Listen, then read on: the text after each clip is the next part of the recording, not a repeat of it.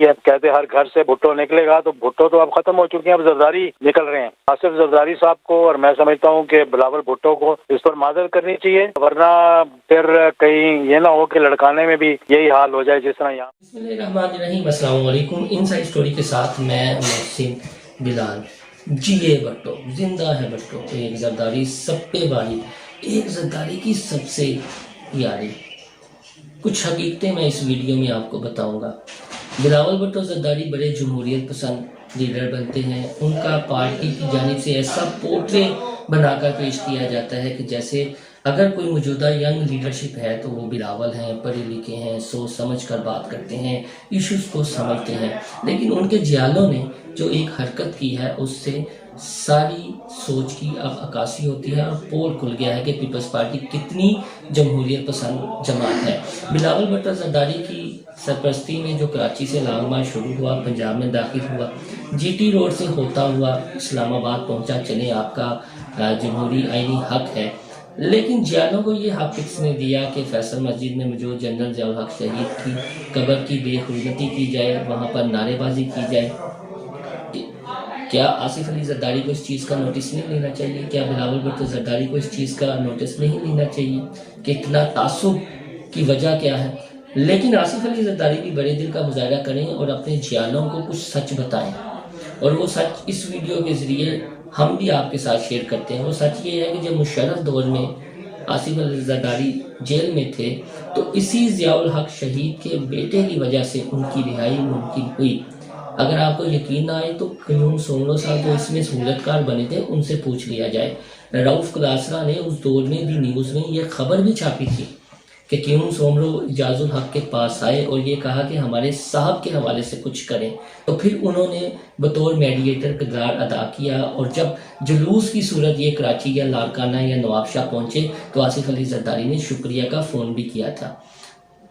آپ کی لیڈرشپ آپ کو یہ بات نہیں بتائے گی، لیکن تعصب کے بیج لازمی بوئے گی۔ آپ نے اپنے آپ کو ایکسپوز کر دیا ہے۔ بھٹو بھی ایک نظریہ تھا، لیکن اب وہ نظریہ ختم ہو چکا ہے۔ اب پیپلز پارٹی میں زرداری کا نظریہ چلتا ہے۔ اگر بھٹو کا نظریہ ہوتا تو پھر ضیاء الحق کے منہ بولے بیٹوں کے ساتھ کیوں وہ بیٹھے ہوتے، کیوں ہاتھ ملا رہے ہوتے؟ یہ نواز شریف، یہ شہباز شریف جو جنرل ضیاء الحق شہید کے آگے سے سائن نہیں اٹھاتے تھے، اب وہ زرداری کے ساتھ بیٹھے ہوئے ہیں۔ انہیں بھی اس چیز کے بارے میں سوچنا چاہیے۔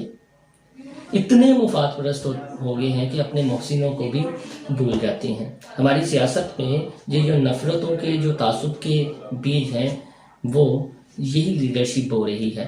وقت پڑنے پر گدھے کو بھی باپ بنا لیا جاتا ہے۔ نواز شریف ضیاء الحق کے منہ بولے بیٹے اپنے آپ کو سمجھتے تھے، شہباز شریف انہی کے بھائی ہیں۔ اب ہاتھ نہیں ملا کے زرداری صاحب بیٹھے ہوئے ہیں۔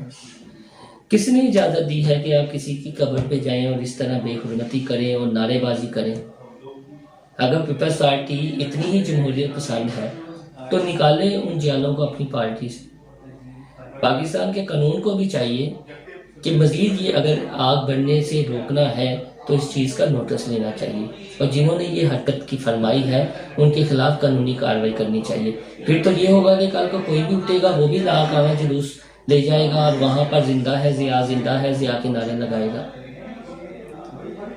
اس ملک میں ضیاء کی سوچ ہی زندہ ہے اگر کہا جائے، اور اس ادارے کو بھی تھوڑا سا ایکشن لینا چاہیے۔ اگر جنرل ضیاء الحق شہید کی پالیسیز نہ ہوتی تو آج پاکستان کا جو دفاع مضبوط ہے وہ اتنا مضبوط نہ ہوتا۔ یہ ایٹم بم کا سارا جو کریڈٹ ہے وہ جنرل ضیاء الحق شہید کو جاتا ہے۔ افغان وار ہوئی، ہم نے حصہ لیا جہاد افغانستان میں، لیکن اس کی ایک سب سے بڑی حقیقت یہ بھی ہے کہ پھر ہم نے اپنے ایٹمی پروگرام پر سیکشنز نہ لگنے دی۔ یہ ضیاء ڈاکٹرائن کا ایک حصہ تھا، ورنہ انڈیا تو ہمیں آنکھیں دکھا رہا تھا۔ آج ہم ایٹمی قوت نہ ہوتے، ہمارے پاس ایٹم بم نہ ہوتا تو آپ ہمارا بھی حشر دیکھ سکتے ہیں کہ کیا سے کیا ہو رہا ہوتا۔ تو اس ویڈیو کے ذریعے درخواست ہے، اگر کسی تک یہ پیغام جاتا ہے تو ضرور جانا چاہیے کہ زرداری صاحب آپ اپنے جیالوں کے خلاف ایکشن لیں، یہ تعصب کے بیچ نہ پڑیں۔ جب آپ مشکل میں ہوں گے تو آپ پھر پاؤں پکڑیں گے، یہ ہماری سیاست ہے۔ اور نواز شریف، شہباز شریف، ان کی حقیقت کون نہیں جاتا پنجاب میں؟ آج یہ پاپولر لیڈر بن کر अपने मौसमियों को ही आंखें दिखा रहे हैं, लेकिन ये उसी डील के नतीजे में आ रहे हैं। जो वोट को इज्जत दो का नारा लगाते थे, अब उसी डील के जरिए आ रहे हैं, और इनके हाथ आना इन फ्यूचर कुछ भी नहीं है। ये समझते हैं हमारे केस ख़त्म हो जाएंगे, या ये हो जाएगा वो हो जाएगा। तारीख गवाह है कि जिसने इस रियासत के साथ गद्दारी की है उसका क्या अंजाम हुआ है। अपने अपने कारकुनान को, तमाम सियासी जमातों को चाहिए कि अपने अपने कारकुनान की सियासी तौर पर ट्रेनिंग करें, उन्हें चीज़ें समझाएं, उनके अंदर नफरतों के और तासुब के बीज ना बोएं। वो ना हो कि ये मुल्क अनारकी की जानिब चला जाए, फिर किसी का भी जाला, किसी का भी कारकुन, किसी का भी मद्दा उठे और वो आमने सामने हो जाए और किसी कब्रों की बेहुरमती करता फिरे।